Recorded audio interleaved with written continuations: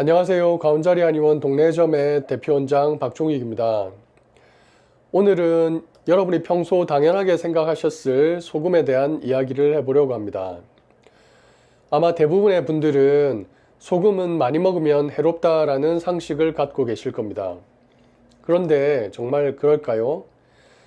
소금 없이 우리가 건강하게 살아갈 수 있을까요? 먼저 질문 하나 드려볼게요. 생리석 식염수라고 들어보셨나요? 병원에서 많이 사용되는 생리식염수는 이름에서 알 수 있듯이 소금물입니다. 이 생리식염수는 우리 몸의 세포를 보호하고 전해질 균형을 유지하는 중요한 역할을 합니다. 의학적으로도 소금은 우리 몸에 필수적이기 때문에 소금이 무조건 해롭다고 생각하기보다는 올바르게 섭취하는 방법을 아는 것이 중요합니다. 그럼에도 불구하고 왜 소금이 해롭다는 인식이 널리 퍼졌을까요? 아마도 과도한 소금 섭취가 혈압 상승과 관련이 있다는 연구 결과 때문일 겁니다. 그러나 문제는 얼마나 많이 섭취하는지에 있지 소금 자체가 나쁜 것은 아닙니다. 오늘 이 영상에서는 소금의 진실과 올바른 섭취법 그리고 여러분이 몰랐던 전통 동양의학의 비밀까지 알아보겠습니다. 먼저 소금과 수분 섭취의 관계를 살펴보겠습니다. 현대인들은 대부분 소금과 수분을 과다하게 섭취하는 경향이 있습니다. 하지만 우리 몸은 소금과 물을 적당히 유지해야 건강을 지킬 수 있습니다. 지나치게 많은 소금이나 물은 오히려 몸에 부담을 줄 수 있습니다. 특히 무리하게 물을 많이 마시는 것이 건강에 좋다고 생각하시는 분들이 많은데요. 이는 잘못된 상식일 수 있습니다. 일반적으로 우리가 하루에 섭취하는 수분의 양을 계산해 보면 생각보다 많은 수분을 식사에서 섭취하고 있다는 것을 알 수 있습니다. 밥, 국, 찌개와 같은 한국인의 전형적인 식단은 이미 상당량의 수분과 소금을 포함하고 있습니다. 여기에 더해 김치, 나물 등 반찬에서도 추가로 소금과 수분을 섭취하게 되죠. 과일과 채소를 통해서도 수분을 섭취하고 커피나 차를 마시면서도 더 많은 수분이 들어갑니다. 그렇다면 이런 식사와 음료를 통해 우리는 이미 하루 필요한 소금과 수분의 대부분을 충족시키고 있다는 결론이 나옵니다. 따라서 굳이 별도로 많은 양의 물을 추가로 마실 필요는 없습니다. 오히려 지나친 수분 섭취는 신장에 부담을 주고 부종을 유발할 수 있습니다. 즉, 물을 마시는 양을 조절하는 것이 건강 관리에 매우 중요한 부분입니다. 여기서 한 가지 중요한 점이 있습니다. 부종이 있거나 신장 기능이 약한 분들은 더욱 주의가 필요합니다. 이분들은 과도한 수분과 소금 섭취가 오히려 부종을 악화시키고 신장에 무리를 줄 수 있기 때문입니다. 따라서 개인의 상태에 맞게 물과 소금 섭취량을 조절하는 것이 필수적입니다. 하루에 물을 2리터 이상 마시는 것이 모든 사람에게 좋은 것이 아니라는 점을 꼭 기억하셔야 합니다.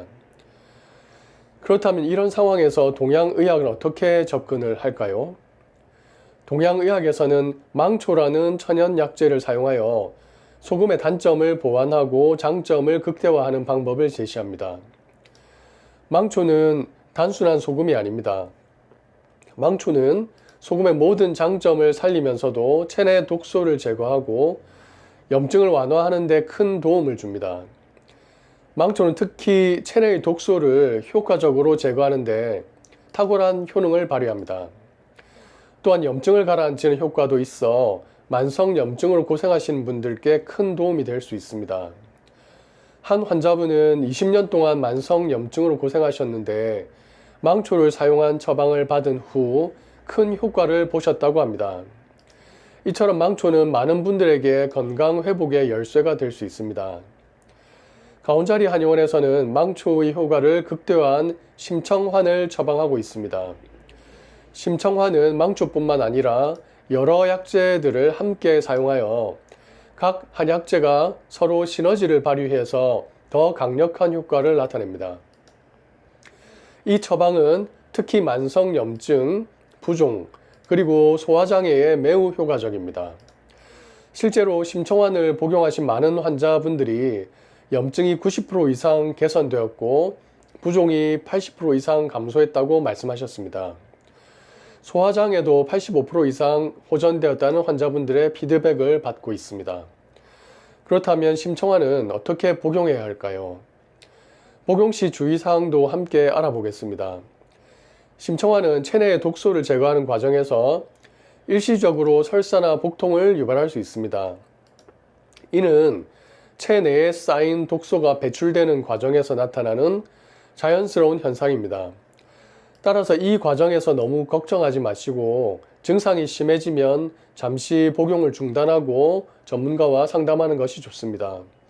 또한 심청화는 개인별로 복용량과 빈도를 조절할 수 있는 처방입니다.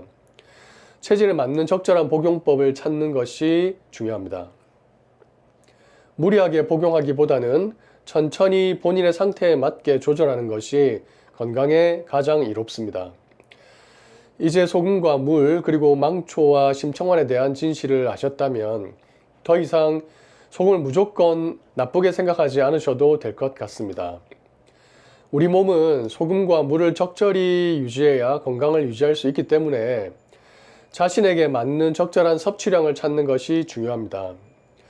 과도한 물 섭취가 오히려 건강에 해로울 수 있다는 사실도 꼭 기억하시기 바랍니다. 마지막으로 여러분께 말씀드리고 싶은 것은 아무리 좋은 약이라도 자신의 체질과 상태에 맞게 사용해야 한다는 점입니다. 가온자리 한의원은 여러분의 건강한 삶을 위해 항상 함께하고 있습니다. 언제든지 궁금한 점이 있으시면 저희 한의원을 찾아주세요. 오늘 영상이 도움이 되셨다면 좋아요, 구독, 알림 설정 꼭 부탁드리겠습니다. 앞으로도 더 유익한 정보를 제공할 수 있도록 노력하겠습니다. 감사합니다.